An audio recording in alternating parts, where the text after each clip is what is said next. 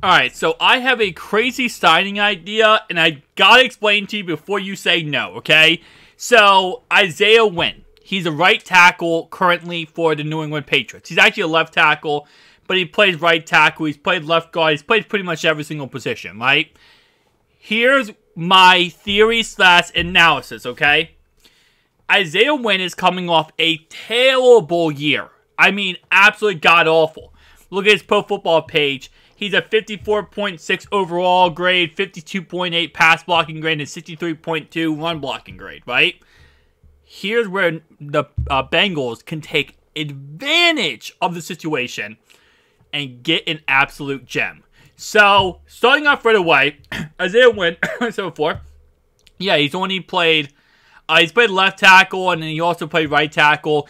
But he started 7 games last year, 9 games played, 15 games started on the year before that, 16 games played, 10, 10, 8, 8, whatever the case, right? But here's the reason why he's coming off a really bad year. It's not actually him. It's this man named Matt Patricia. You might hear him if you ever talk to a Lions fan. You might hear him if you ever talk to a Patriots fan. Matt Patricia was the on New England Patriots from 2004 to 2017, right? Once he left there, he went to Detroit Lions for 3 seasons, 2018 to 2020. He came back to the Patriots as assistant head coach, and then became the offensive line / senior advisor coach. Now, here's the kicker. Isaiah Wynn was coming off of 3 really good seasons. His rookie season, which actually was not that bad. Amazing second season, really good second season. A really good third season. Then in 2022, he fell off the face of the earth. Well, how is that possible? How in 2022 did Isaiah Wynn really play bad? See, the thing is, right? One man's trash is another man's treasure. And in 2022, he's played 343 snaps at right tackle. Which obviously, if you look at his other snaps here, let me go ahead and show you guys this real fast. He played majority of his snaps at left tackle his whole entire career. But he actually played some left guard and right tackle, and he was not the greatest, right? And Matt Patricia was obviously his offensive line's coach. Now, sub him in to the Cincinnati Bengals situation. That's when he's able to absolutely blossom. There's no, crazy coincidence here. The Bengals have no right tackle, right? Cody Ford is not a capable starter in my opinion. He's a good backup, a good rotational guy, but he's not going to be a starter. Collins is going to be out for the first couple weeks of next season. You guys need a right tackle. Jonah Williams is gone. He's asking to be traded. And based on Ian Rappaport, he's going to be traded sometime very soon. So what that means is you're going to need a right tackle. And I believe right now, since he really had this idea going into next season that, okay, we'll move Jonah to right tackle. He'll be our right tackle moving forward. And that's all good.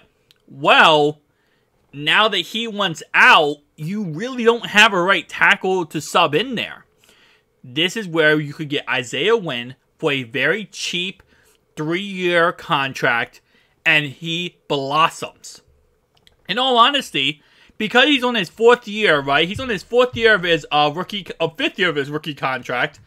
Most likely, New England is not picking up the 5th year option, right? They're not going to.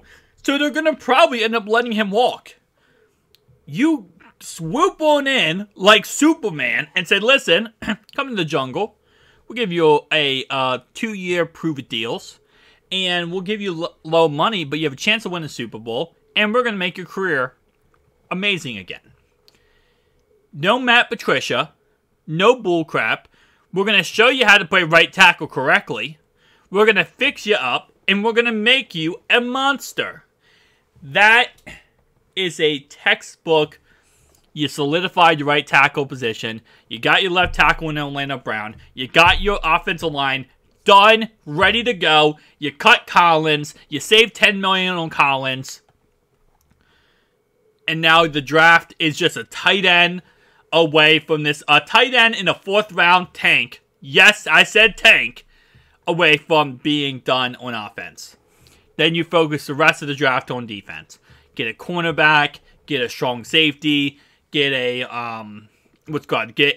edge rusher, get a defensive lineman. I love this idea. You know, this is like an idea now that you guys remember how on board I was with Taylor Rapp. I really think this could be a really good situation where you take advantage of a really bad situation for, you know, a player. Player's in a really crappy situation with a really crappy coach. He looks bad. He's not playing good. Then you take him and you make him blossom.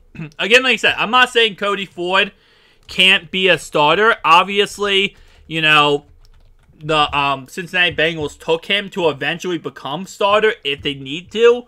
But you look at his Pro Football Focus page, even when he's at his best,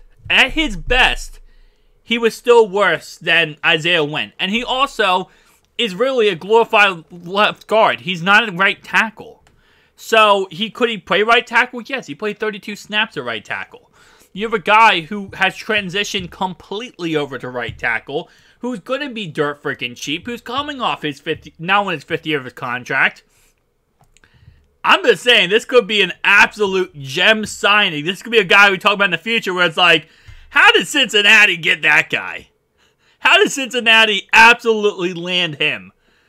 And I think, you know, again, like I said, you look at the other years, production doesn't lie, guys. Production does not lie.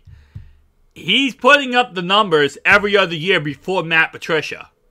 When Matt Patricia was still in Detroit, in 2019 and 2020, the guy was putting up numbers in 2019 and 2020. Even when Patricia came back, he was only the assistant coach. The guy was still putting up good numbers. It's just that once he became the offensive lines coach, he moved to right tackle, which obviously left guard right tackle. That's when things started to fall apart. And again, like I said, I really truly believe that's a little bit because of Matt Patricia being absolute garbage. Matt Patricia, everywhere he has gone, has been looked upon as an absolute problem, right? He's never gone somewhere and been like, oh yeah, Matt Patricia, that's the guy who's an absolute monster, right? No, he's been an absolute trash can everywhere he's gone. His first time at right tackle, he put up an 83.9 pass blocking grade and a 72.4 overall offensive grade. And you go down here, his worst times, other than obviously this one right here, has been when he's played left guard and right tackle, or just strictly left guard, or left tackle. He's actually not, like, this is why we kind of like to look at stats and diagnose them. Because, like, look, strictly right tackle, great grades. Decent. That was the horrendous one. That's the outlier. Great. I say not great pass block, but this is when he, obviously, not good. He played both. He didn't play right tackle. I'm telling you right now, this could be a gem. Again, like I said, this could be a very cheap, good signing. Keep that in mind, though. I want to make that really apparent. It's not that I'm saying that you should sign him for a big contract. No. You're signing him for a very cheap, good contract. Price tags matter. I don't think people always understand that. Is that, you know, when we talk about free agents, it's not always you're going to sign them for a crazy price tag. Sometimes you sign them to a really cheap deal, kind of like the Cody Ford signing, right?